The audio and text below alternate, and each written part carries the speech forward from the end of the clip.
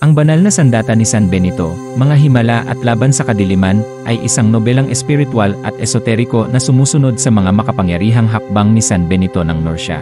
Isang banal na misyonerong itinaas ng Diyos upang labanan ang mga puwersa ng kadiliman. Sa bawat kabanata, isinasalaysay ang mahimala niyang paglalakbay, mula sa pagpapalayas ng masasamang espiritu, paghilom ng may sakit, hanggang sa mga laban kontra mangkukulam, halimaw, at panganib na hindi kayang resolbahin ng tao.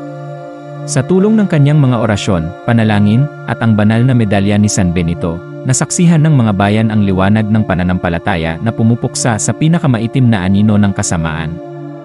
Ginamit ni William Obagan ang malalim na kaalaman sa mga dasal, poder, at espiritikong tradisyon upang maipinta ang isang akdang kapwa-kathang isip at debosyonal na nagpapalalim ng pag-unawa sa kahalagahan ng panalangin, krus, at pananampalataya sa gitna ng espiritual na labanan. Ito ay hindi lamang nobelang pampanitikan, ito ay isang panalangin isinulat sa anyo ng salaysay, isang aklat na maaaring basahin bilang aliw at dasalin bilang gabay para sa mga deboto, naghahanap ng kagalingan at tagapagtanggol ng liwanag. Ang aklat na ito ay para sa iyo. Upang makakuha ng kopya ng aklat na ito, mangyaring pindutin lamang ang mga links na matatagpuan sa post na ito o sa komento.